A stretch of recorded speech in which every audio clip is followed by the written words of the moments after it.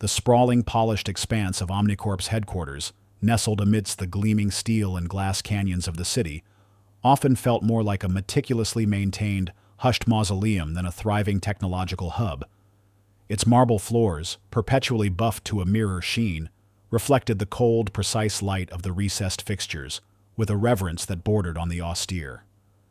The air, thick with the subtle, expensive scent of lemon polish, the faint, acrid tang of stale coffee, and the ever-present, unspoken tension of relentless, high-stakes competition, hummed with a low, constant thrum of latent power.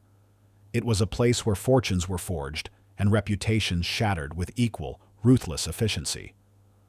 Within this polished, intimidating world, Anya Sharma existed in quiet, almost deliberate obscurity.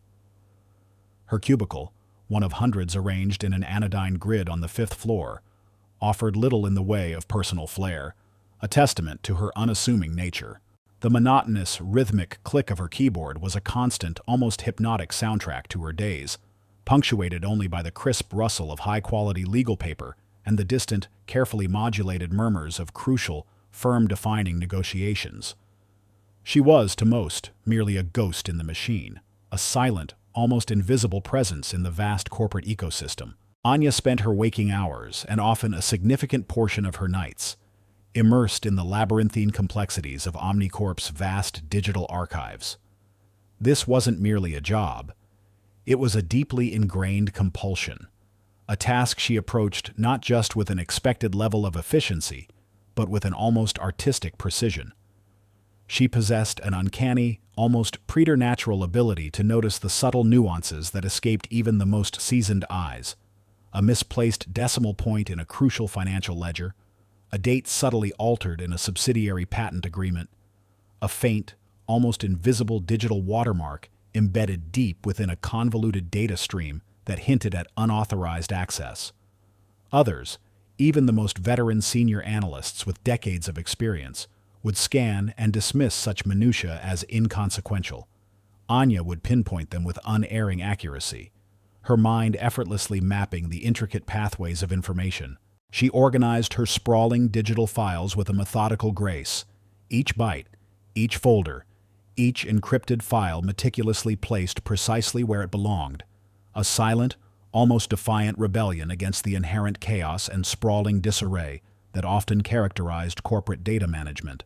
Her physical desk, though cluttered with stacks of printouts and notepads, was a testament to a unique internal logic, a system that allowed her to retrieve any piece of information with startling speed, a skill that often perplexed and quietly annoyed her less organized, more boisterous colleagues. She rarely spoke of her methods, preferring to let her quiet competence speak for itself, a stark contrast to Omnicorp's prevalent culture of aggressive self-promotion and boisterous posturing. Her silence, a shield, often led others to misinterpret her quietude as meekness, a severe misjudgment that would, in due course, spectacularly unravel. She embraced this anonymity, finding a strange comfort in being an essential cog that no one truly noticed until it unexpectedly stopped turning. This deliberate self-effacement was not a flaw, but a carefully cultivated survival mechanism, a profound reaction to a life she had once known, a life of relentless visibility and mortal danger. While her colleagues often congregated in loud, boisterous groups in the executive dining room, their laughter echoing off the expensive art, devouring elaborate catered lunches, Anya typically chose solitude. She'd carry her modest meal, usually a plain sandwich wrapped in wax paper and a thermos of herbal tea, to a quiet window on the 27th floor, a secluded nook often overlooked by the high-ranking executives. From there, she would observe the frenetic ant-like dance of pedestrians and the ceaseless flow of traffic far below, a vibrant, unpredictable world of raw, untamed life, unfolding in stark contrast to the rigid, utterly predictable, and intensely competitive environment of Omnicorp. Her interactions with most colleagues were polite, almost deferential to the point of invisibility, often met with a fleeting nod or a distracted, dismissive glance. She was, to them, merely the quiet engine in the background, essential yet largely unseen, a testament to her unassuming demeanor. The corporation valued volume and aggression. Anya delivered quiet, meticulous excellence, a quality often overlooked in the pursuit of more visible, boisterous victories. She was content to be the unseen force, the silent guardian of data, a meticulous artisan in a world that valued only grand, flashy pronouncements. One particularly frenetic, stress-laden afternoon, the sterile quiet of the office was abruptly pierced by a muffled yelp, quickly followed by the distinct, sickening thud of something heavy hitting the unyielding marble. Anya, returning from her solitary lunch, her mind still replaying the intricate patterns of city life below, the subtle shifts in human gait, the almost imperceptible changes in traffic flow, information her mind processed unconsciously, paused. Her enhanced senses, a finely honed instinct and awareness that was a relic of a life she no longer claimed, immediately registered the subtle disturbance. She noticed a junior intern, barely out of technical college, and visibly overwhelmed by the relentless demands of Omnicorp's IT department, teetering precariously under an armful of heavy, precariously stacked server manuals. The young man's face was flushed crimson with embarrassment and exertion, his hands trembling violently, clearly on the very precipice of dropping the entire monumental load onto the pristine, unforgiving marble floor. Several senior engineers, their faces set in expressions of intense focus, strode purposefully past, their gazes fixed straight ahead, absorbed in their own self-important worlds, seemingly oblivious or simply uncaring about the intern's imminent collapse. Their indifference was a harsh reflection of Omnicorp's ruthless internal culture, a testament to its every man for himself ethos. Without a word, without a moment's hesitation, Anya moved. It was a swift, almost imperceptible movement, honed by years of quick, decisive action in situations where seconds meant the difference between success and catastrophic failure. A whisper of the extraordinary life she had once led. She stepped forward, her hand reaching out just as the stack of manuals began to list dangerously to one side, a paper avalanche threatening to erupt. Gently, but with a surprising, understated strength that belied her slender frame and quiet demeanor, she steadied the precarious load, her fingers brushing against the younger man's clammy, trembling ones. Her touch was brief, reassuring, conveying a silent understanding. With an encouraging, almost imperceptible nod, Anya, without breaking stride, smoothly took half the load, her grip firm and confident, the heavy manuals seeming weightless in her hands. She then subtly guided the flustered intern, whose eyes were wide with a mixture of panic and gratitude, towards a free, unoccupied desk at the edge of the general office space, patiently waiting as the relieved young man deposited the manuals with a shaky sigh of profound relief, a wave of palpable tension easing from his shoulders. Anya offered a small, kind smile, her eyes, usually guarded and intensely private, softening with genuine, unfeigned empathy. "We all start somewhere," she murmured, her voice a soft, reassuring balm that cut through the oppressive tension of the office, a rare sound in the often harsh acoustics of Omnicorp. "Take your time. No one expects perfection on day one. Just breathe." The intern, still slightly dazed by the unexpected kindness, his eyes wide with surprise and gratitude, managed a choked, almost inaudible, "Thank you, Ms. Sharma. I don't know what I would have done. You saved me." Anya simply nodded, a quiet acknowledgement of the shared human experience, a gesture that spoke volumes without a single extra word, and then smoothly, silently, resumed her path back to her cubicle, leaving the intern staring after her, a silent testament to Anya's intrinsic kindness and profound empathy. It was a small act, performed without seeking recognition or praise, without any grand gestures, but it was a clear, undeniable demonstration of her quiet dignity, her inherent compassion, and her deep-seated moral compass, immediately endearing her to the reader and providing a compelling reason to root for her against the impersonal, unforgiving backdrop of the corporate world. It was her save the cat moment, a simple act that spoke volumes about her true character, hinting at a hidden depth that went far beyond the boundaries of her current, quiet existence. Beneath Anya's unassuming corporate facade, beneath the layers of meticulously prepared daily cleaning schedules and quiet efficiency, lay a past as intricate, as dangerous, and as clandestinely guarded as the most complex top-secret intelligence brief imaginable. Her colleagues at Omnicorp, caught in their own ambitious currents, their gazes fixed relentlessly on the next promotion, the next lucrative project, or the next high-profile client, rarely noticed and instantly dismissed her occasional quirks as mere eccentricities. They'd sometimes notice her doodling complex, almost architectural schematics during her break times in empty conference rooms. Intricate webs of precise lines, overlapping angles, and abstract symbols that bore little resemblance to conventional flowcharts or janitorial checklists. These weren't idle sketches, a distraction to pass the time. Just her way of staying focused, I suppose, a mid-level manager once remarked dismissively to a peer, waving a hand as he glanced at her notebook during a rare, coincidental passing, utterly oblivious to the profound truth. In reality, these intricate designs were fragments of advanced spatial reasoning, tactical planning, and encrypted communication protocols, deeply embedded in her muscle memory and subconscious from a former life. Each line, each curve, each precisely placed dot was a whisper of a forgotten language, a blueprint for operations far beyond the scope of corporate cleaning, a secret dialogue only she could fully comprehend. They were the subconscious manifestation of a mind trained to see patterns and connections where others saw only chaos. More telling, perhaps, was the subtle, almost imperceptible flicker of recognition that would momentarily cross Anya's usually placid face when an obscure technical term from the esoteric realms of cyber warfare or covert intelligence gathering was briefly mentioned during a news report, playing softly in the background of the break room. A fleeting tightening around her guarded eyes, a momentary stillness in her posture, a barely discernible tension in her jawline, quickly masked by a practiced neutrality, but undeniably present for those who possessed the keen insight to truly look. Once, while wiping down a monitor in the executive lounge, Anya overheard a hushed conversation between two senior executives discussing a recent state-sponsored cyber intrusion that had targeted a competitor. Her gaze, usually placid and detached, sharpened instantly, her fingers unconsciously tapping a complex, almost military-grade rhythm against the cleaning cart, a specific, highly precise sequence of numbers that hinted at deep, personal, operational knowledge of such attacks, knowledge that could only have been acquired firsthand.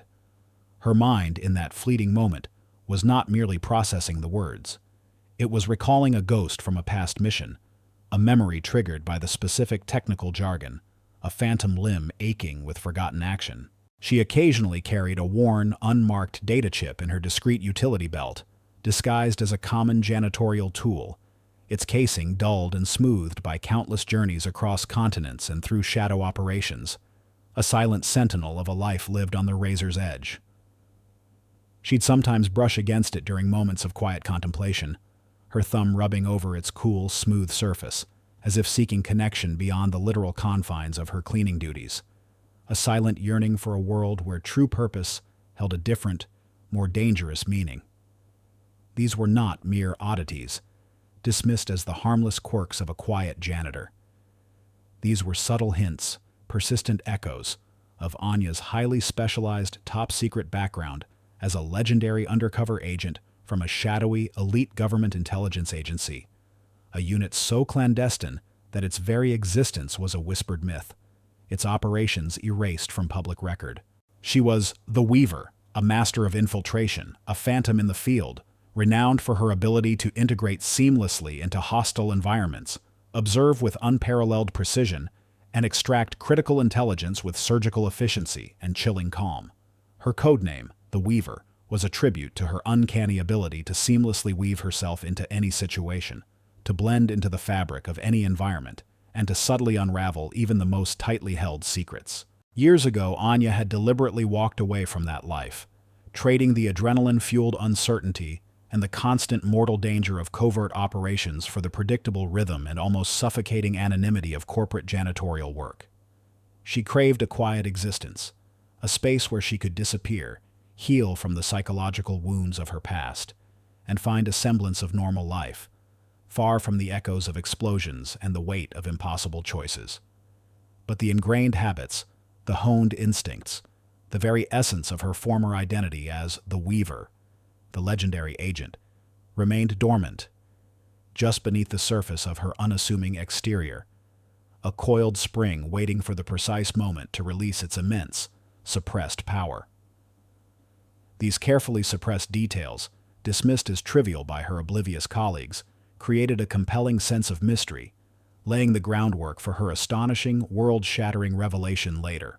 The quiet janitor, unseen and undervalued, harbored secrets and possessed skills that would soon not only shatter the carefully constructed reality of ruthless corporate executives, but would also redefine the very meaning of justice, proving that true power often lies in the most unexpected and underestimated places. Her chosen anonymity was about to become her greatest weapon, a cloak from which she would launch an unforeseen counter-assault. The storm was coming, and Anya, the quiet strategist, was about to step into its eye. The hum of the central air conditioning unit, a pervasive, low thrum, was usually Anya's sole companion during her nocturnal rounds. It was a monotonous drone, a white noise that became so deeply ingrained in the background, it was as unnoticeable as her own presence, a lullaby to her quiet anonymity. But on a Tuesday night, just as the digital clock on a deserted executive desk flickered to 2:17 a.m., a new sound, sharp and dissonant, sliced through the artificial quiet. Voices. Low, conspiratorial, and unmistakably emanating from the lavish corner office of Elias Thorne, Omnicorp's chief financial officer. Thorne, a man whose tailored suits seemed to absorb light, whose very presence exuded a chilly, self-serving efficiency, and whose smile was as thin and sharp as the edge of his meticulously prepared spreadsheets, rarely stayed this late. His absence from the glittering social scene and his nocturnal presence at the office was in itself a deviation from his rigidly adhered-to routine. Anya's internal alarm system, dormant for years, lulled by the mundane rhythm of her new life, suddenly jolted awake. It was exquisitely calibrated, a finely tuned instrument of detection from a past life she had desperately tried to bury, and it blared with an immediate, undeniable urgency. Her work, typically a mindless ritual of wiping surfaces and emptying bins, now became a meticulously crafted cover. She pushed her heavy cleaning cart closer to Thorne's office, the rubber wheels gliding almost silently on the polished marble, her movements fluid and practiced. A phantom in the hushed corridors. Every fiber of her being screamed for her to retreat, to vanish back into the comforting shadows she had so painstakingly cultivated. The anonymous life, the quiet safety she had meticulously built brick by painstaking brick, was suddenly, violently, under threat.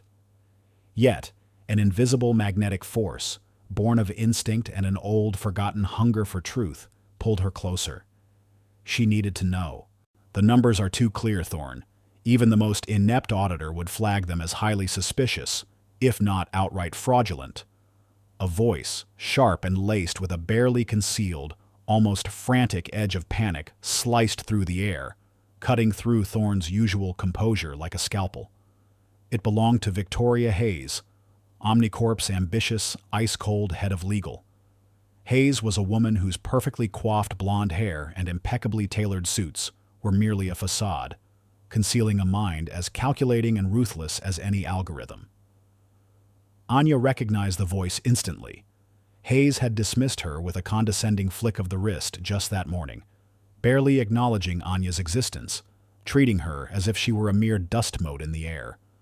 Anya crouched low beside a large exotic potted fern, its broad glossy leaves providing a perfect, unassuming screen. She pretended to meticulously wipe its surface, her ears straining, every hushed word a searing brand on her consciousness, illuminating the dark corners of the corporation.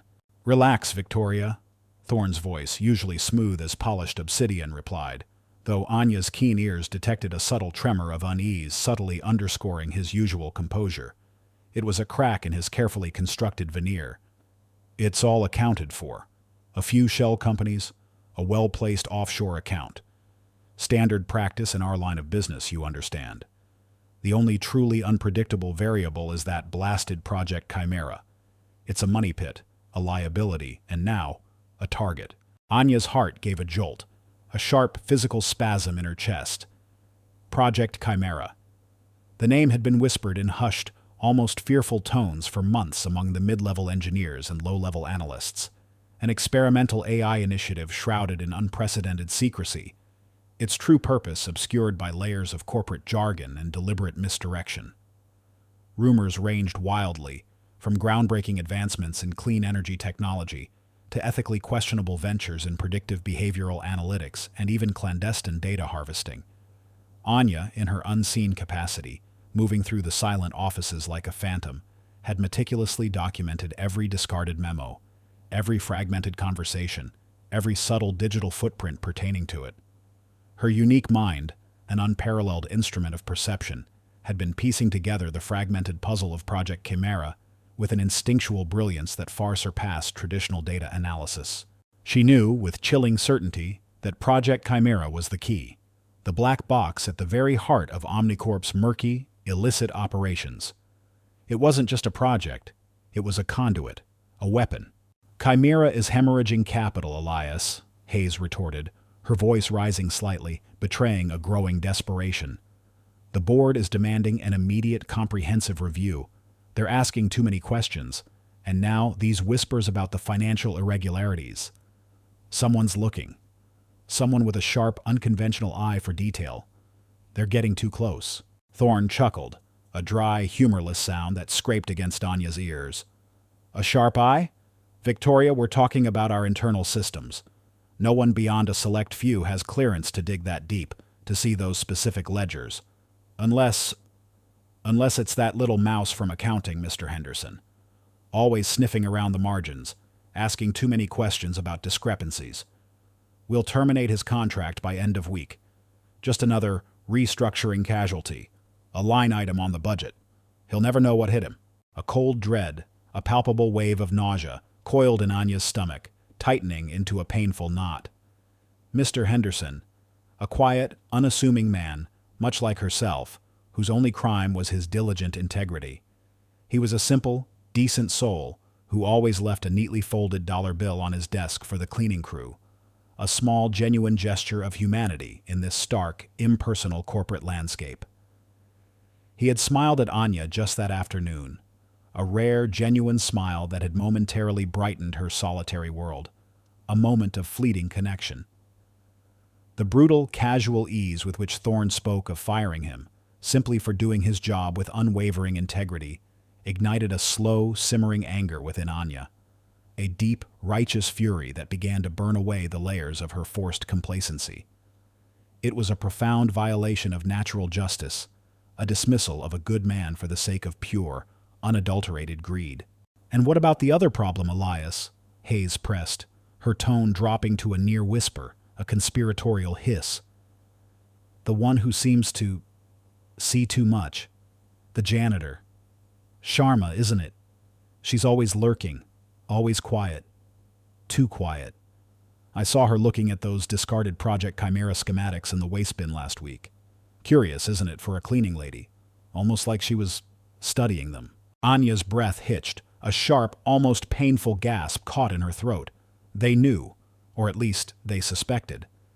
The carefully constructed wall of invisibility she had built around herself, a fortress of anonymity painstakingly erected over years, was crumbling, revealing her true self to the predators. The words hit her with the force of a physical blow, each one a hammer strike against her carefully maintained peace.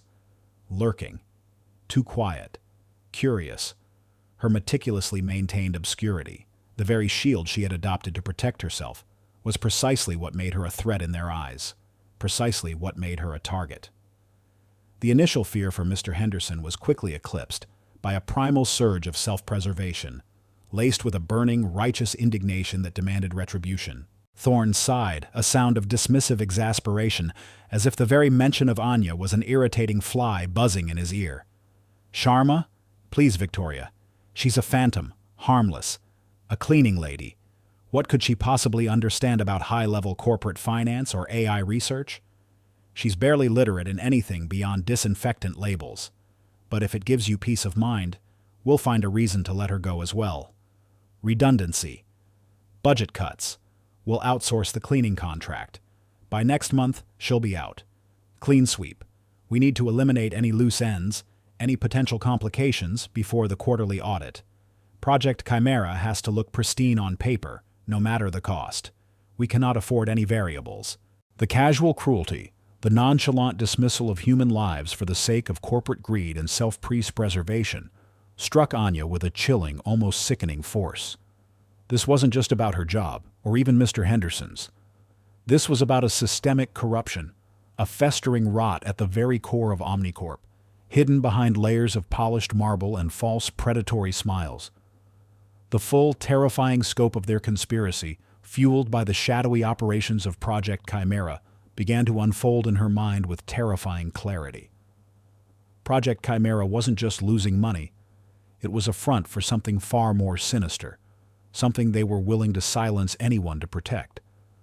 It was a black hole of illicit activity, siphoning funds, engaging in dubious data practices, and potentially even crossing into morally bankrupt territory far beyond simple financial fraud.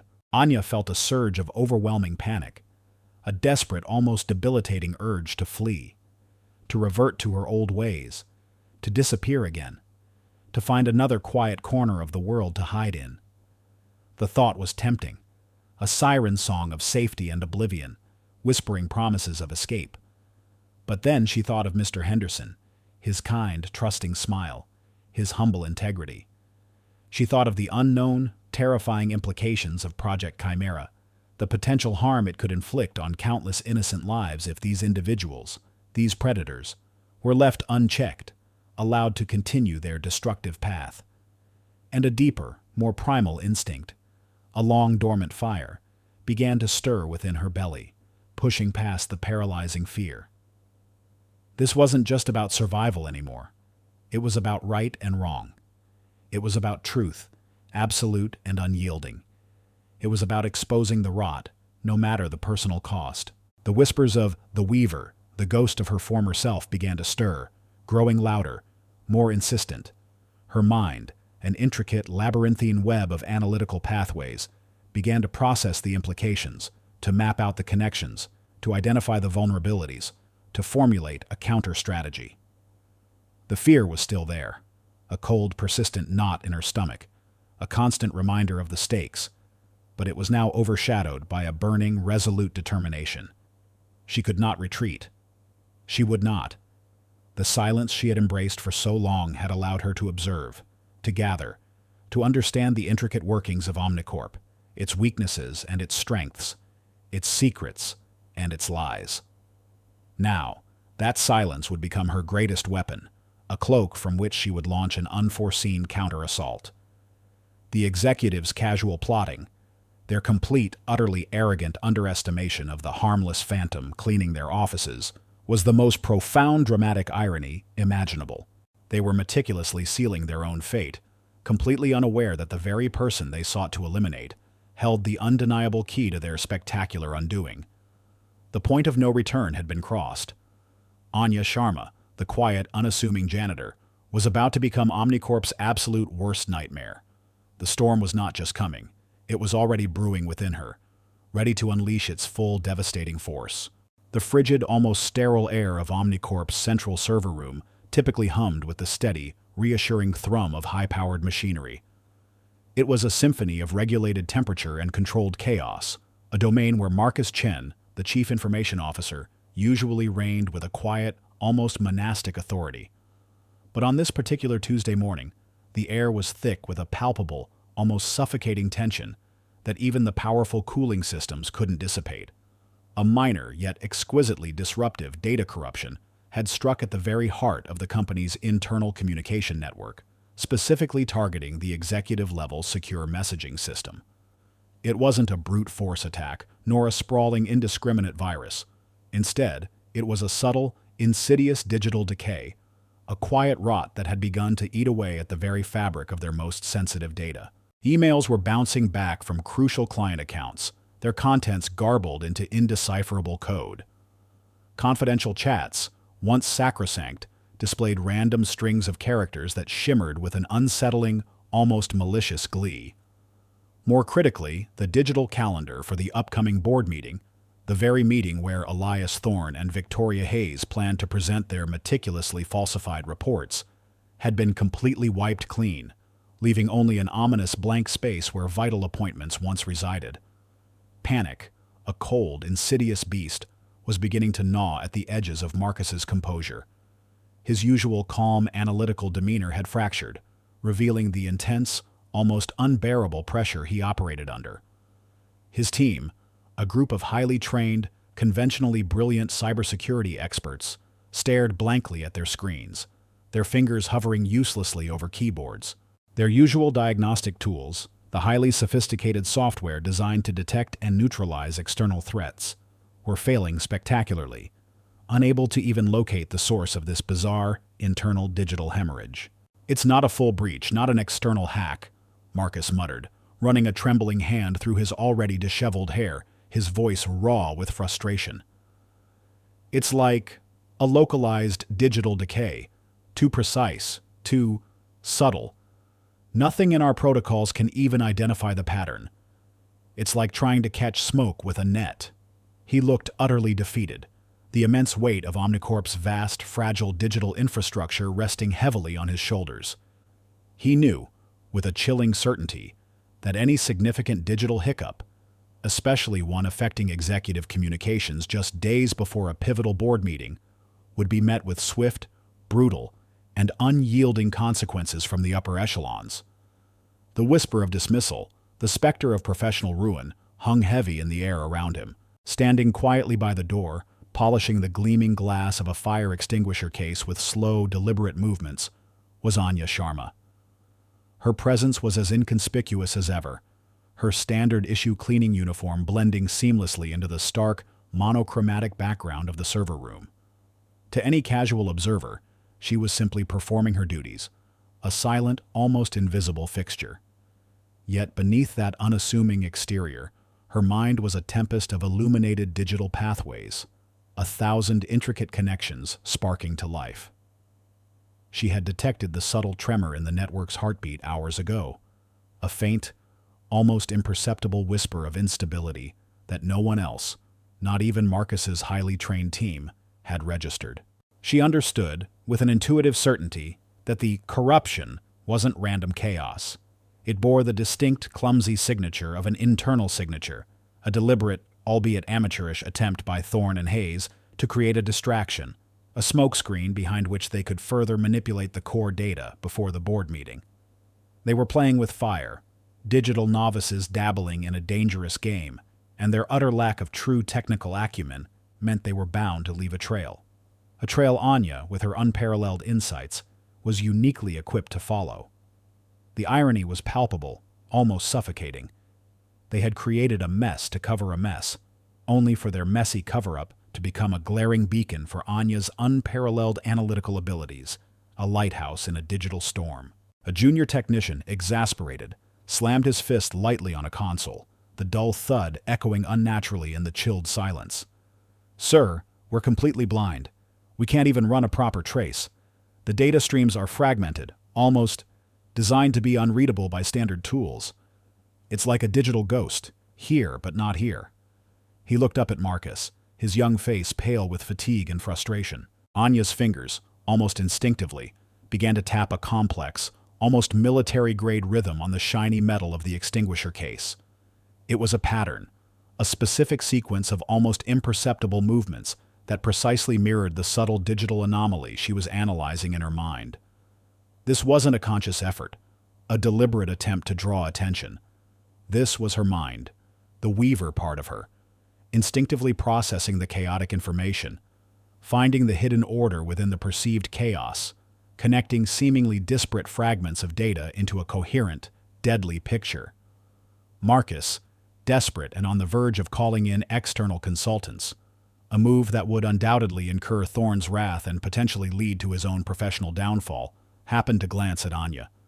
He had often observed her quiet efficiency, her almost robotic dedication, but he had never truly seen her, not beyond the uniform. Now something in her concentrated stillness, the peculiar, precise rhythm of her fingers against the metal, caught his attention. It was too precise for idle fidgeting, too deliberate for mere unconscious habit. "Sharma," Marcus said, his voice hesitant, laced with a strange, compelling mix of curiosity and profound desperation. He walked slowly towards her, his eyes fixed on her hand. You seem very focused on that fire extinguisher. Is there something you've noticed? Something about the problem?"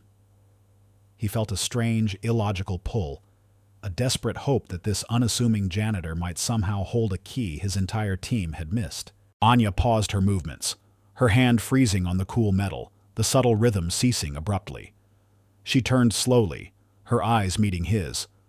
For a fleeting moment, her usual mask of practiced neutrality slipped, revealing a depth of intelligence, a sharp, almost unsettling clarity in her gaze that startled Marcus. She was, as always, quiet, but her eyes held an unnerving intensity, a silent understanding that went far beyond mere observation. She saw his desperation, his genuine struggle, the fear of failure etched on his face, and a flicker of her save-the-cat moment for the intern returned. He was a good man, Marcus, caught in a system he didn't fully understand, a pawn in a game too large for him to grasp. He deserved an honest chance, a lifeline. The flow, Anya murmured, her voice barely above a whisper, her eyes subtly scanning the data flickering across a nearby monitor, even though she was supposedly polishing the glass.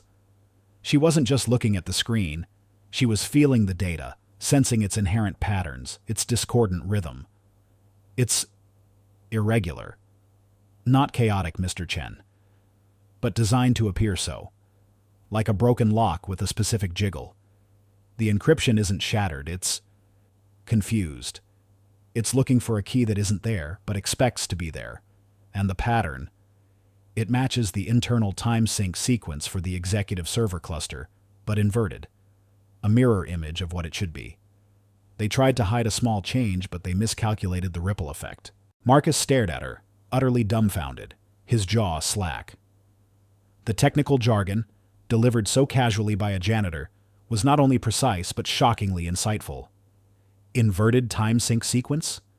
That was an advanced, obscure vulnerability, a highly specialized concept only known to a handful of top-tier cybersecurity architects, the kind of knowledge that came from years of deep immersion in complex system architectures, not from cleaning offices. He felt a sudden, electrifying jolt of understanding, a seismic shift in his perception. The inverted time sync sequence, he whispered, his eyes widening with a mixture of disbelief and burgeoning respect. He immediately spun around, barking orders at his bewildered team, his voice now imbued with a newfound urgency and authority. Check the internal time sync for Executive Alpha Cluster. Specifically, look for an inverted pattern in the last 24 hours. It's a localized internal encryption error, not external. She's right. The IT team, though initially perplexed by their CIO's sudden, strange instruction derived from a janitor, scrambled, their fingers flying across keyboards with renewed purpose. Within minutes, a series of rapid-fire alerts flashed across their screens, green lights replacing red. Confirmation, Mr. Chen. An inverted time sync sequence detected. It's localized to the executive comms, exactly as she said. Another technician, a young woman whose face was illuminated by the glow of her monitor, exclaimed, and it's causing a cascading encryption confusion, making the data unreadable by standard protocols. If we resync with a specific counter frequency, we can untangle it. She just gave us the key. A third chimed in. The data is already starting to restore itself. Unbelievable. As the team began to implement the fix, their initial panic slowly giving way to a frantic, almost euphoric relief. The tension in the server room visibly dissipated, replaced by a low hum of focused activity and quiet exclamations of success.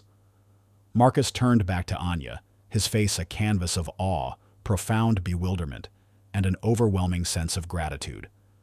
He had dismissed her, literally unseen her for years, and now she had, with a few murmured words and an almost uncanny perception, solved a problem that had stumped his entire, highly paid department for hours, saving them from a professional catastrophe. Ms. Sharma, he said, his voice hushed with disbelief and burgeoning respect, a newfound reverence. How did you know that? What was that tapping and the flow? It was astounding. Anya offered him a small, almost shy smile, a fleeting glimpse into the quiet intelligence that lay beneath her unassuming facade. Patterns, Mr. Chen. Everything has patterns. The way the dust collects, the way the light falls, the way data flows. It's all connected, a grand tapestry of information. Sometimes you just need to feel the rhythm, see beyond the obvious. It's an intuition, perhaps, developed from observing things others overlook. She offered no further explanation, allowing her words to hang in the air, a cryptic yet undeniable testament to her extraordinary abilities. She simply resumed wiping the glass, her movements as methodical and unassuming as ever, leaving Marcus to grapple with the profound implications of what he had just witnessed, a silent, living enigma. He now saw her not as a janitor, but as a potential oracle, a quiet guardian of the unseen truths. Meanwhile, across the gleaming, polished expanse of the office floor, in a sleek, glass-walled office that offered a panoramic view of the city, Julian Vance had been discreetly watching the commotion in the server room. Vance was the quintessential Type B antagonist, a mid-level executive brimming with an almost pathological arrogance and a profound, inflated sense of self-importance. His ambition was boundless, his loyalty absolute to those above him, particularly Elias Thorne and Victoria Hayes, whom he viewed as his express elevator to the upper echelons of Omnicorp. He considered himself a rising star, a shrewd operator, a master of corporate politics, and Anya's quiet competence had always vaguely irked him, an illogical annoyance rooted in his deep-seated elitism. He often made condescending remarks about the invisible staff, the faceless drones who kept the company running, believing himself to be fundamentally superior. He'd scoff at their quiet dedication, convinced that only those who commanded attention and wielded power truly mattered. He had initially dismissed the IT meltdown as a trivial inconvenience, a minor hiccup that would surely be resolved by the experts. But then he had overheard Marcus Chen's panicked instructions, and, more significantly, witnessed the sudden, inexplicable shift in the IT team's demeanor as they began to solve the problem, their faces transitioning from despair to frantic relief. His eyes, sharp and predatory, narrowed when he saw Marcus, the usually composed CIO, talking to Anya, his expression one of profound awe and respect. "That janitor?" Vance scoffed inwardly, a sneer twisting his lips, a mixture of disbelief and growing resentment tightening his features. "Impossible.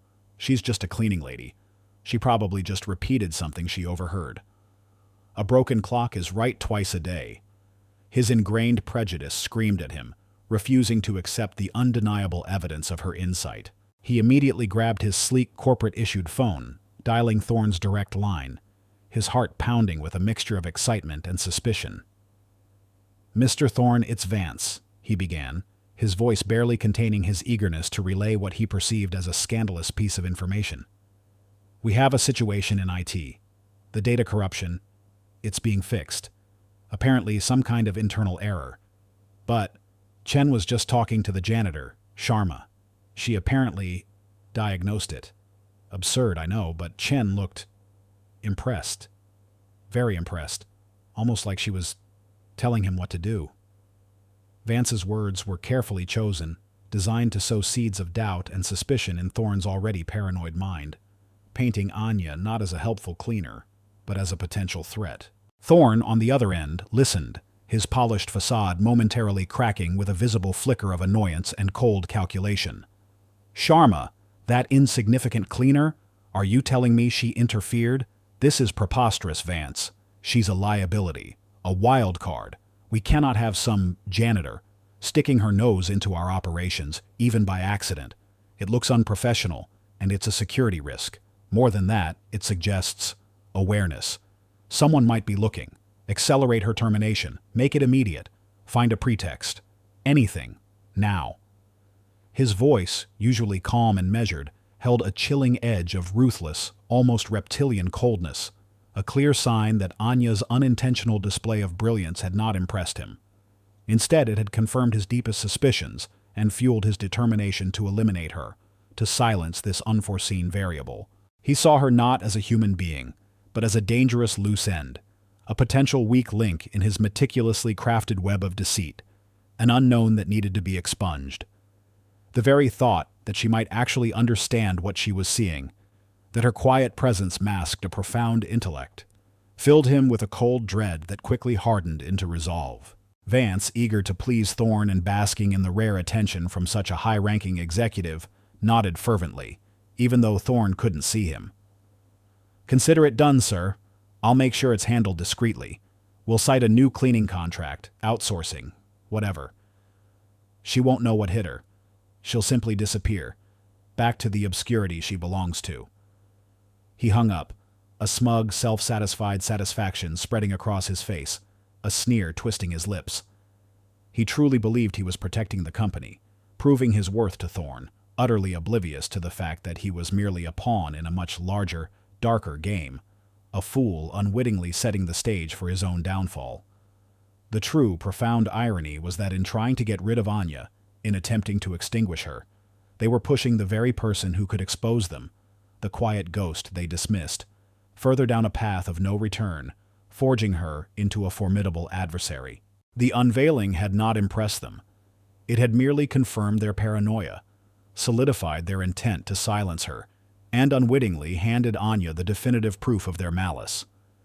Their arrogance, their profound underestimation of Anya, had completely blinded them to the true danger she represented, turning their initial suspicion into a concrete, self-destructive plan for her undoing.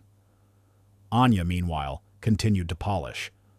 The quiet hum of the now stabilizing servers, a silent testament to her unseen power, completely unaware of the lethal game that had just escalated around her, a game she was about to win. The morning sun, usually a welcome harbinger of a new day, streamed mercilessly through the towering glass facade of Omnicorp's central atrium, casting long, accusing shadows across the polished marble and gleaming steel. Today, however, the light felt less like a blessing and more like a harsh spotlight, illuminating every meticulously planned detail and every carefully concealed tension within the company's grandest hall. The annual shareholders' meeting, a meticulously choreographed spectacle of corporate transparency and projected success, was already underway, its proceedings broadcast live to a global audience. The vast auditorium, typically a stage for confident pronouncements and carefully curated applause, now buzzed with an undercurrent of palpable unease. Whispers like agitated bees darted from seat to seat among the affluent investors and discerning financial journalists, fueled by anonymous rumors of financial irregularities and ethical breaches that had subtly permeated the city's financial blogs overnight. This deliberate campaign, a preemptive strike, had been initiated by Anya in the pre-dawn hours, using untraceable encrypted channels, her old, formidable skills, as the Weaver, resurfacing with chilling precision. Each subtle data drop, each anonymous tip, had been carefully placed to undermine the executive's carefully constructed narrative of success.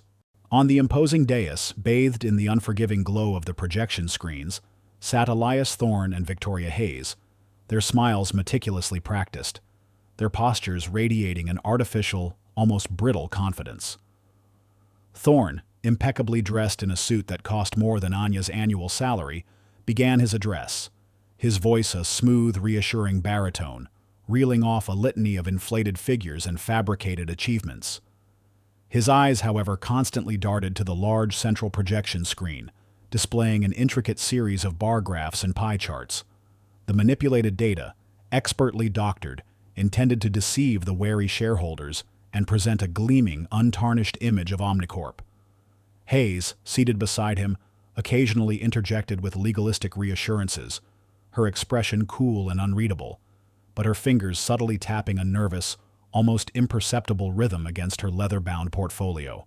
Both knew, with a chilling certainty, that the slightest deviation, the merest flicker of suspicion among the highly discerning audience, could unravel their carefully constructed facade and send their empire crumbling. They also knew, with a certainty that bordered on profound arrogance, that no one in that room, no matter how shrewd, how experienced, possessed the kind of deep, intuitive understanding of their complex digital architecture to truly expose their fraud. Their entire house of cards rested on the fundamental premise that the data they controlled was impenetrable, their manipulation untraceable. Their hubris was their blind spot. Meanwhile, Anya, cloaked in her standard-issue janitor's uniform, was meticulously polishing the very railing of the main staircase that led directly from the grand entrance to the auditorium's vast double doors. Her movements were slow, deliberate, almost meditative, a stark contrast to the frantic energy pulsating around her. This grand hall, the very heart of Omnicorp's public image, the stage where fortunes were celebrated and power consolidated, was precisely where she had been systematically unseen, dismissed, and overlooked for years. It was more than just a venue. It was a symbolic arena, a perfectly chosen stage for her silent, powerful reckoning, a place to reclaim her invisibility as her greatest strength. Her doodles, the complex fractal-like patterns that held the key to her unparalleled data interpretation, the secret language of her extraordinary mind, were not in a physical notebook today. They were burned into her mind, a vivid, dynamic blueprint of the true data, the manipulated data, and the intricate, deceptive connections between them. She knew the truth not just as abstract information, but as a visceral, almost tactile understanding of the numbers, the code, the very essence of Omnicorp's deep-seated deceit. Every false projection, every laundered sum, every obscured liability was laid bare in her mind. Her internal conflict raged with a silent, ferocious intensity. Every fiber of her being screamed to abort the mission, to retreat into the comforting, protective shadows she had so carefully rebuilt around herself. The sheer audacity of her plan, the overwhelming power arrayed against her, the corporate giants, their legal teams, their financial might, was terrifying, a Goliath to her David. The thought of exposing herself, of shedding the anonymity she had so meticulously cultivated over years, filled her with a primal, suffocating fear. It was a terrifying leap into the unknown, a surrender of her hard-won peace. Yet, the vivid image of Mr. Henderson's kind, trusting eyes, the casual, chilling cruelty of Thorne's words echoing in her mind, clean sweep, harmless phantom, ignited a cold, unwavering resolve that hardened her every bone. She was not just fighting for herself.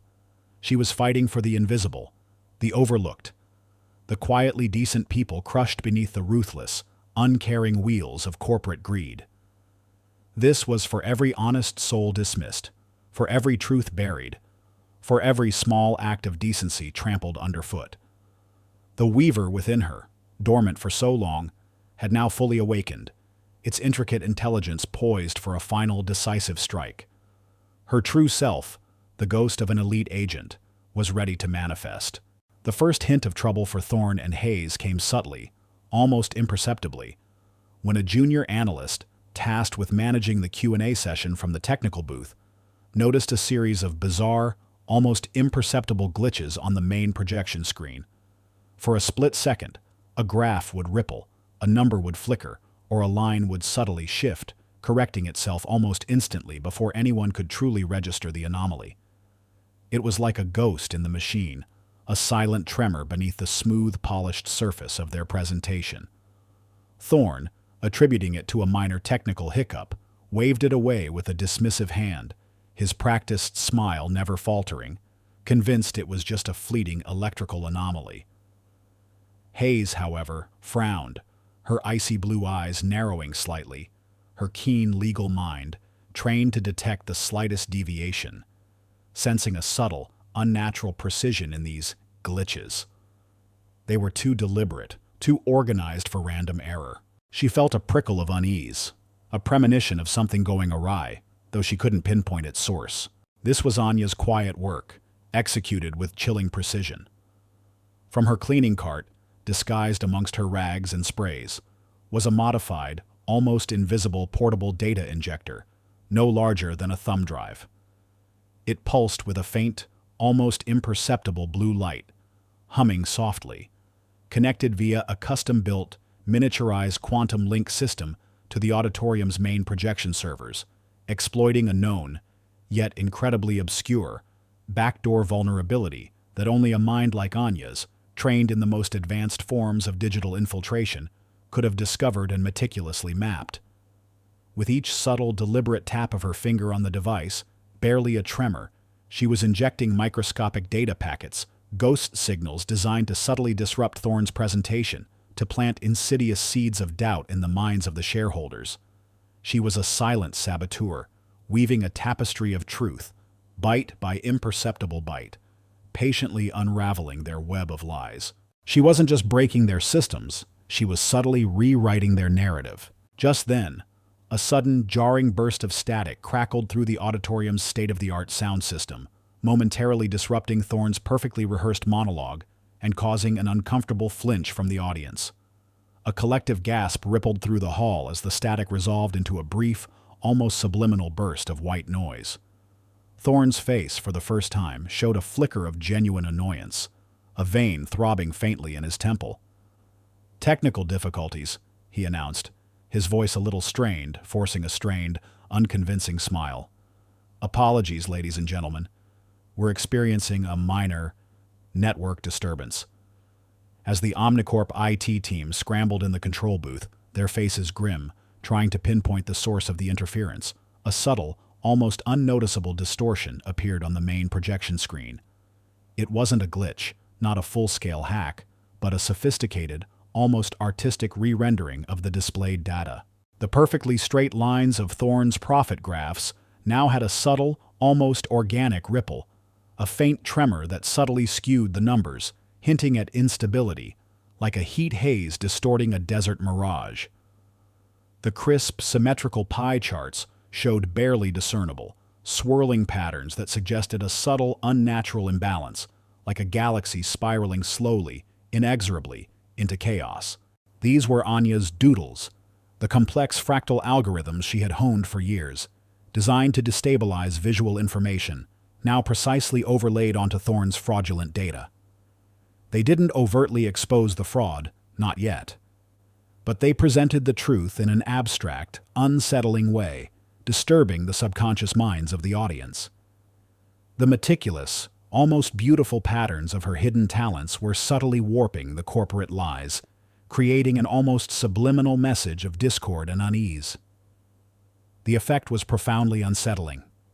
A few shareholders began to lean forward, squinting, a furrow appearing between their brows, their expressions shifting from polite attention to nascent confusion.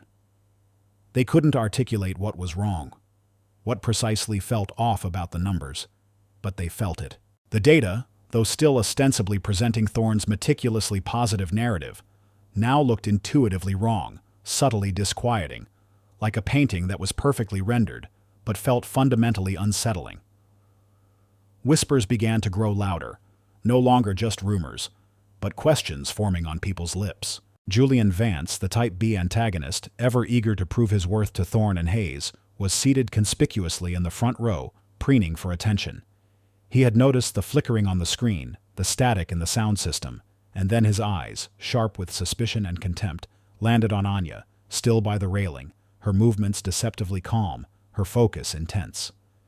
He saw the almost imperceptible glow of the small device she held, mistaking it for a remote control for the auditorium's environmental systems, perhaps a dimmer switch for the lights.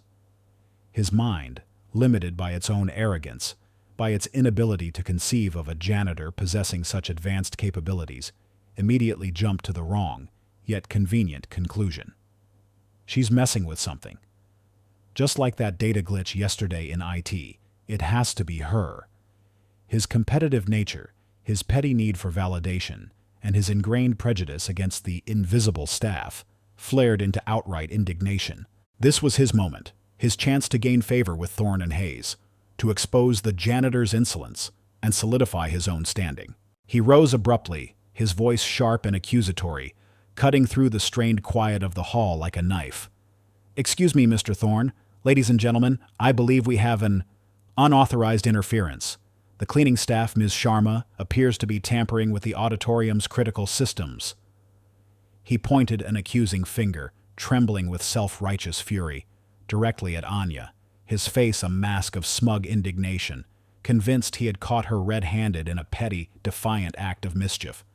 His accusation was loud, designed to carry, echoing through the vast hall, drawing every single eye in the room to Anya, suddenly the blazing, unwanted center of attention. Anya froze, every instinct honed from her past as the Weaver screamed for her to flee, to revert to the shadows, to disappear as she had done countless times before. But then, she looked at the audience, the confused, worried faces of the shareholders, their eyes now fixed on her, the arrogant sneers of Thorne and Hayes, their expressions a mixture of irritation and satisfaction that their problem was being publicly exposed, and the smug, self-satisfied smirk on Vance's face, convinced he had just delivered the fatal blow.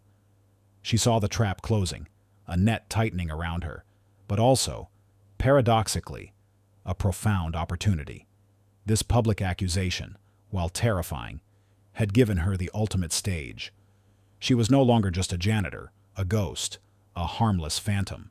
She was a target. And targets sometimes had the power to strike back with devastating, unassailable clarity. The ultimate test had begun, and she was entirely alone in the blinding spotlight, with only her wits, her hidden skills, and the truth as her weapons. The weight of her past, her present, and the future of Omnicorp rested squarely on her slender shoulders. The silence that followed Vance's accusation was deafening, pregnant with anticipation. Anya stood frozen, impaled by the sudden glare of 1,000 eyes. The collective gaze of Omnicorp's shareholders, its elite executives, and a host of curious financial journalists. Julian Vance's accusatory finger, sharp as a darning needle, still pointed directly at her, a physical manifestation of the contempt and arrogance she had silently endured for years. Elias Thorne and Victoria Hayes, initially startled, now exchanged a swift, knowing glance, a flicker of cold satisfaction in their eyes. This public humiliation, they thought, was a perfect, unceremonious end to their janitor problem. The security guards, 2 hulking figures in dark suits, were already moving, their strides purposeful, heading directly for her, their hands hovering near their radios. The air in the auditorium thickened, pregnant with anticipation. A collective held breath. But within Anya, the initial shock quickly dissolved, replaced by a surge of defiant clarity. The fear, though still a cold knot in her stomach, was now a distant hum, overridden by the roar of purpose. This wasn't just Vance's petty attempt at exposure. This was her stage. They had brought her into the light, and now, in that unforgiving glare, she would expose them. The ghost of the Weaver was no longer a ghost. It was a living, breathing force, poised for action. Her eyes, usually downcast and unassuming, lifted. They swept across the room, taking in every detail. The subtle tremor in Thorne's hand as he clutched the podium, the almost imperceptible smirk on Hayes's lips, the hungry, expectant faces of the press, the bewildered expressions of the shareholders, and the approaching heavy footsteps of the guards. Her mind, racing at an astonishing speed, processed countless variables, trajectories, timing, system vulnerabilities, escape routes, all in a fraction of a second. The complex doodles she held in her mind, the intricate fractals that represented the true nature of Omnicorp's data, began to coalesce into a singular, devastating visual narrative. "Ms. Sharma," Thorne's voice boomed, amplified by the auditorium's sound system, laced with feigned authority and thinly veiled condescension. "I believe Mr. Vance has made a serious accusation. Security, escort Ms. Sharma out immediately. We cannot tolerate distractions during this crucial presentation." As the guards closed in, their movements swift and practiced, Anya remained outwardly calm, her composure unshakable. Her right hand, still gripping the cleaning cloth, subtly adjusted her grip, her thumb brushing against the smooth, cool casing of the disguised portable data injector hidden in her utility belt. It was her lifeline, her final weapon. Her fingers, with a dexterity born of years of covert operations, began a series of incredibly rapid, precise micro-taps on the device's concealed interface. The blue light, previously almost imperceptible, now pulsed with a faint, urgent glow, visible only to her. Simultaneously, on the main projection screen behind Thorne, the subtle distortions Anya had been creating abruptly intensified. The numbers on the profit graphs began to shimmer, then to ripple violently, like water disturbed by an unseen force. The bar charts started to visibly undulate, their perfectly straight lines bending and warping into grotesque, impossible curves. The pie charts began to spin slowly, their segments dissolving into a chaotic, mesmerizing blur. A murmur, then a gasp, rippled through the audience. Thorne, oblivious to the extent of the visual chaos erupting behind him, continued to speak, his voice now tinged with a noticeable tremor of irritation. "As you can see, ladies and gentlemen, Omnicorp's financial health is robust. These minor technical glitches are merely symptomatic of a large, complex system." But then, the data on the screen completely shattered, not into random noise, but into a series of stark, undeniable truths, overlaid with the elegance of Anya's unique visualization. In place of Thorne's polished lies, raw, unadulterated figures flashed across the screen. Project Chimera, 2.7 billion unaccounted for. Then, a complex web of transactions, rendered as a swirling, predatory vortex, appeared. Offshore accounts, shell companies linked to executive board. Then, a chilling series of dates and locations, pinpointing illegal environmental dumping sites, rendered as a vibrant, diseased map. Subsidiary X, environmental violations, unauthorized toxic waste disposal. The murmurs in the audience exploded into an uproar. Thorne, finally turning, saw the horrifying truth splashed across the screen, his face draining of all color. Hayes gasped, her hand flying to her mouth, her icy composure shattering like glass. Vance, who had reached Anya and was about to grasp her arm, froze, his smug expression melting into one of utter horror and confusion. "What is this? Cut the feed! Cut the feed!" Thorne roared, his voice cracking with panic, his carefully constructed facade collapsing in a spectacular display of fear. He lunged for the podium, fumbling desperately for an off switch. But Anya was one step ahead. Her nimble fingers, in a blur of motion that defied the eye, executed a final, complex sequence of taps on the data injector. With a soft click, the device connected seamlessly to the entire auditorium's display network. The main screen, and every single digital display and personal tablet held by the attendees, simultaneously switched to a single, devastating image. It was a visual representation of the Project Chimera budget, not as Thorne had presented it, but as Anya had meticulously reconstructed it. A massive, cancerous growth of unaccounted funds, depicted as a dark, pulsating mass at the heart of Omnicorp's otherwise legitimate operations. Beside it, rendered in striking clarity, were the actual, undeniable figures of the company's plummeting stock value, the hidden debts, and the sheer scale of the fraud, presented with a clarity and intuitive brilliance that transcended mere numbers. It was her final, most devastating doodle, a masterpiece of data visualization that exposed the truth with unassailable force. But the climax wasn't just visual. As Thorne frantically clawed at the podium, desperately trying to shut down the presentation, Anya did something audacious.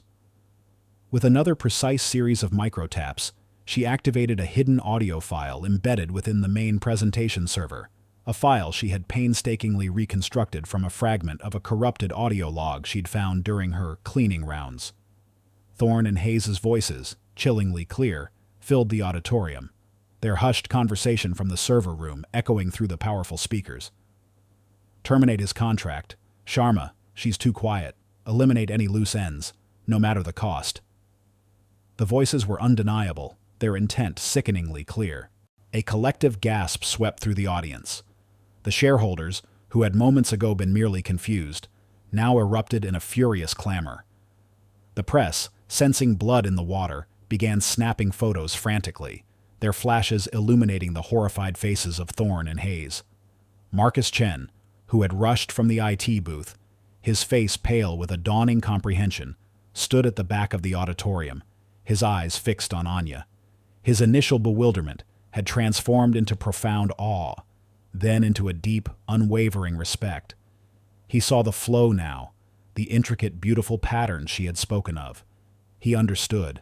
Thorne stumbled back from the podium, his face ashen, his body trembling uncontrollably. Hayes, her composure finally shattered, sank into her chair, her hands covering her face, her perfect facade utterly ruined. Julian Vance, still frozen beside Anya, his hand outstretched but now useless, could only stare, his mouth agape. The very janitor he had publicly dismissed, the insignificant cleaner, had just orchestrated the spectacular downfall of Omnicorp's most powerful executives. The irony was so immense, so devastating, it was almost poetic. Anya, having delivered her final crushing blow, calmly extracted the data injector, its blue light fading as its task was complete. She met Vance's horrified gaze, her eyes holding a silent, profound understanding of his petty prejudice, and a quiet, almost melancholic satisfaction. She had chosen her moment, taken her stage, and delivered justice with a precision that was both terrifying and beautiful. The room descended into controlled chaos, the roar of the crowd, the shouts of the press, The frantic calls for arrests, all blending into a symphony of vindication. Anya Sharma, the unseen whistleblower, had finally emerged from the shadows, shattering not just a corporate conspiracy, but the very notion of who could wield true power. The aftermath of Anya Sharma's astonishing revelation at Omnicorp's annual shareholders meeting was not merely a scandal, it was a cataclysm. The carefully manicured facade of the company, built over decades on a foundation of meticulously spun narratives and calculated obfuscation, shattered into a million irreparable fragments, revealing a grotesque underbelly of greed, deceit, and moral decay. The sheer audacity of the fraud, coupled with the dramatic, almost cinematic manner of its exposure, captivated global headlines, becoming a cautionary tale of unchecked corporate ambition. Elias Thorne and Victoria Hayes, stripped of their power and prestige with chilling swiftness, were arrested on the spot, their stunned faces, contorted with disbelief and raw terror, captured by a frenzy of flashing cameras.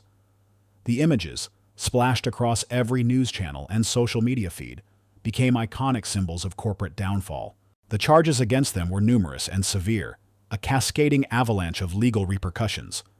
Corporate fraud on an unprecedented scale, embezzlement that siphoned billions from the company coffers, intricate webs of insider trading, and egregious environmental crimes tied to Project Chimera's illicit waste disposal. The evidence Anya had so masterfully unveiled was not merely compelling. It was undeniable, a meticulous tapestry woven from the very data they had tried to hide, each thread a damning piece of the truth. Their carefully constructed empire, built on a foundation of lies and a ruthless disregard for any ethical boundaries, crumbled within hours, collapsing under the immense weight of its own corruption.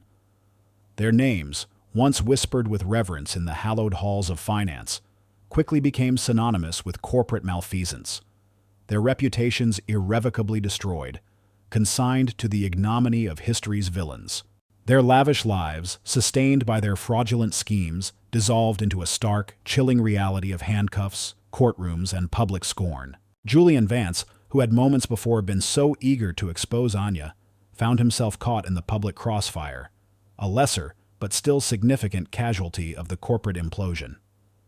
While not directly implicated in the deeper criminal conspiracy of Thorne and Hayes, his open contempt for the cleaning staff and his desperate, arrogant attempt to publicly silence Anya in front of hundreds of witnesses were broadcast globally, a viral testament to his own petty cruelty and short-sightedness.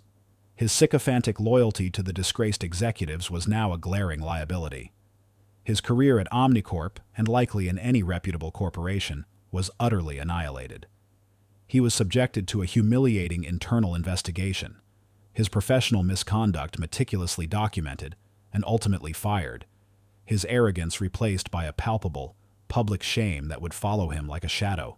Days later, in a rare, almost unprecedented display of humility, he found himself standing awkwardly outside the now beleaguered Omnicorp building, a mere husk of its former self, waiting for Anya. His face was drawn, etched with a fatigue and remorse he had never before allowed himself to display, his usual sneer replaced by a fleeting, almost desperate contrite expression. "Ms. Sharma," he began, his voice hoarse, barely audible above the distant sirens of emergency vehicles still circling the building. I was wrong. About everything. About you. I let my ambition, my prejudice, blind me. I honestly believed I was doing the right thing. I truly, deeply regret how I treated you. For what I said. For what I tried to do." Anya simply met his gaze, her eyes holding a quiet, profound understanding of his hollow apology, a silent recognition of his profound downfall. She offered no forgiveness, for true redemption, she knew, lay not in empty words but in sustained, tangible actions, a long, arduous path of self-reflection and atonement that Vance would have to walk alone, unguided. He slunk away, a defeated shadow of his former self, leaving Anya with a sense of quiet closure, though certainly not reconciliation. His public disgrace was a satisfying, if minor, footnote to the larger story of justice served. For Anya, however, the new calm was not merely an absence of chaos, but a profound and exhilarating liberation. She was no longer the invisible janitor, the silent observer, the phantom in the hallways. She was the unseen whistleblower who had brought down a corrupt empire, a quiet hero whose astonishing story captivated the world and resonated with millions who had felt unheard, undervalued, and dismissed. Her actions sparked a fervent wave of public discourse about corporate accountability, the urgent need for ethical leadership, and the often overlooked value and latent power of those in seemingly insignificant roles within large organizations. Media outlets clamored for interviews, and her face, once meticulously hidden and carefully masked, was now on every major news channel, her quiet dignity a stark contrast to the bombast of the disgraced executives. But Anya, ever true to her nature, shied away from the relentless glare of the spotlight, preferring to let her extraordinary actions speak for themselves, maintaining a dignified, almost aloof distance from the fleeting fame. Amidst the swirling currents of chaos and public fascination, a single, compelling opportunity arose, one that spoke directly to her unique talents and her deeply ingrained sense of purpose. Marcus Chen, the CIO she had quietly aided, the man who had witnessed her brilliance firsthand and had the intellectual humility to truly see her, approached her with an offer that transcended anything she could have previously imagined for herself. He had witnessed her astounding analytical capabilities, understood the unprecedented depth of her pattern recognition, and recognized the Weaver for what she truly was. An unparalleled, perhaps singular, expert in data security, forensic analysis, and the subtle art of detecting unseen anomalies. "Ms. Sharma," Marcus began, his voice imbued with an unwavering respect, his eyes devoid of their former bewilderment, now filled with a genuine, almost reverent admiration. They were sitting in a quiet, unassuming coffee shop on the city's periphery, far from the lingering clamor of Omnicorp's crumbling edifice, a deliberate choice to foster a sense of genuine connection. "What you did, it was beyond anything any cybersecurity expert, any data analyst, any forensic accountant could have achieved. Your ability to see patterns, to intuitively understand data at that fundamental level, to predict the ripple effects of minute changes. It's not just a skill, Anya. It's a profound gift. Omnicorp is being rebuilt, from the ground up, under new ethical leadership. We are committed to absolute transparency and integrity moving forward. We need someone like you at the core of this transformation. Someone who can see what others miss. Someone who values truth and integrity above all else. Someone who can safeguard our future." He slid a pristine, leather-bound folder across the polished table. Anya picked it up, her fingers tracing the embossed words, "Director of Integrity and Advanced Analytics." It was more than a job offer. It was a profound validation of her true self, a chance to harness her long-suppressed skills, not for covert operations in the shadows of international intrigue, but for overt justice, for building instead of dismantling, for transparency instead of deception. It was a purpose that resonated with the deepest, most authentic parts of her being, a way to use her doodles and her unparalleled intuition to protect the innocent, expose the corrupt, and build a system of true accountability. This wasn't just about financial gain, though the compensation was generous. It was about genuine impact, about creating a legacy of unwavering transparency in a corporate world desperate for it, about preventing future abuses of power. Anya and Marcus spent hours talking, not just about the technical aspects of the new role, but about the profound journey that had brought them both to this unexpected crossroads. Marcus spoke openly of the systemic blindness that often afflicted large corporations, how easily ambition could overshadow ethics, how the pursuit of profit could warp moral compasses. Anya, in turn, shared glimpses of her philosophy, that true security lay not just in complex algorithms and impenetrable firewalls, but in the subtle nuances of human behavior, in the overlooked details, in the faint, almost invisible patterns that existed everywhere, if only one knew how to look for them. "It's about seeing the threads, Marcus," Anya explained, her voice soft but resonant with conviction, her eyes distant as if seeing beyond the confines of the coffee shop, envisioning the vast network of data. The ones that connect the small, seemingly insignificant acts of corruption to the grand, corrupt tapestries that nearly brought Omnicorp to its knees. Most people only see the finished picture, the big, glossy narrative. We, in this new division, will train ourselves to see the individual threads, the loose ends, the ones the weavers of deceit try so desperately to hide. We will become the guardians of the digital truth. Marcus nodded slowly, his understanding profound, a quiet reverence in his gaze. You taught me that, Anya. You showed me that true value, true insight, often resides in the quiet corners, in the places we least expect to look, in the people we habitually overlook. We were so busy chasing loud, aggressive innovations, focusing on the grand, visible gestures of success, that we forgot to look at the meticulous, silent brilliance right under our noses. You have opened my eyes, and for that, I am eternally grateful. Their conversation was a quiet, powerful affirmation of a shared vision, a recognition that the unseen often held the most profound truths, the most devastating power.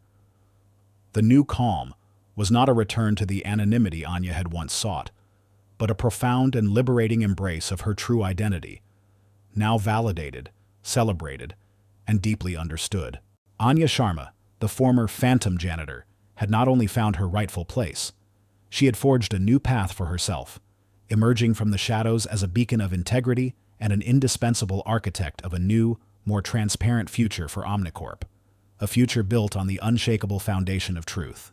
Years later, the transformation of Omnicorp was nothing short of miraculous, a testament to the seismic shift in its corporate ethos. The polished marble floors still gleamed, the glass walls still stretched skyward, but the hushed, almost funereal atmosphere of old had been replaced by a vibrant hum of purposeful activity. The air, once thick with the subtle scent of lemon polish and latent tension, now carried the invigorating scent of fresh coffee, the murmur of collaborative conversations, and a palpable sense of renewed ethical ambition. The oppressive silence had given way to genuine dialogue, the quiet fear replaced by a quiet confidence. Omnicorp, under its reformed leadership and guided by the unwavering principles of transparency and integrity, had not just recovered from its spectacular downfall. It had reinvented itself, emerging stronger and, crucially, far more reputable. Its stock, once in freefall, had not only stabilized, but slowly, steadily began to climb, driven by renewed investor confidence in a company that had publicly purged its corruption and embraced accountability. At the heart of this metamorphosis was the Integrity and Advanced Analytics Division, a sleek, state-of-the-art department housed on the very floor where Thorne's office once stood. Its walls were not of cold, opaque glass, but of transparent, readable surfaces, covered in complex algorithms, intricate data visualizations, and sometimes the unmistakable flowing patterns of Anya's doodles, now openly embraced as a symbol of profound insight. This was Anya's domain, a testament to her vision. As its director, she presided over a team of brilliant, ethically driven data scientists, cybersecurity experts, and forensic analysts. They were the company's internal guardians, meticulously scrutinizing every byte of data, every financial transaction, and every project proposal. Their mission was clear: to detect the faintest whisper of irregularity, to identify the subtle patterns of potential malfeasance before they could fester and grow into a crisis. Anya herself, though still quiet and reserved, was no longer invisible. She was a respected leader, her directives precise, her insights invaluable. Her reputation, born from the spectacular exposure of Thorne and Hayes, now preceded her, a silent deterrent to any nascent corruption. Her presence alone, a beacon of unwavering integrity, served as a powerful deterrent. Among her team was a now confident Mr. Henderson, no longer the little mouse from accounting, but a senior data analyst within Anya's division. His gentle, honest nature, once a liability in Thorne's predatory world, was now a celebrated asset. He meticulously tracked financial flows, his quiet diligence a perfect complement to Anya's intuitive leaps. He looked at Anya with profound gratitude, a silent understanding passing between them, a shared vindication. He often brought her a small cup of herbal tea during late-night analysis sessions, a simple gesture that spoke volumes of his deep respect and loyalty. Anya often found him still placing a small, neatly folded dollar bill on his polished desk for the cleaning crew, a quiet act of continued humanity that warmed her. Also on her team was the junior intern Anya had helped years ago, now a talented cybersecurity specialist. He had found his confidence, his early struggles replaced by a keen intellect and a fierce loyalty to Anya. He had learned from her, not just technical skills, but the profound value of empathy and quiet observation. He now possessed a similar, albeit nascent, ability to spot anomalies, often pointing out subtle shifts in network traffic that mirrored the inverted time sync sequence Anya had first identified. He called them Sharma shimmers, a respectful and affectionate nod to her uncanny intuition. Anya's life, while still preferring moments of quiet contemplation by the large window overlooking the bustling city, was no longer isolated.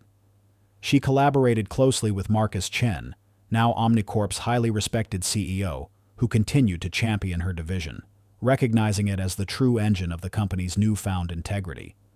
Their professional relationship had deepened into a mutual respect, a shared commitment to a vision beyond mere profit. She occasionally gave keynote addresses at industry conferences, her calm, measured voice captivating audiences with insights into ethical AI, data integrity, and the power of overlooked details. She spoke not just of technology, but of humanity, of the moral imperative to safeguard information, and of the profound impact one quiet individual could have.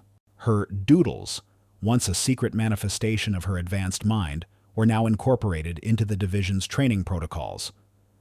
New analysts were taught to see the patterns, to look beyond the obvious, to trust their intuition. They were given exercises designed to cultivate a holistic understanding of data, much like Anya's, learning to feel the flow, rather than just analyzing the numbers.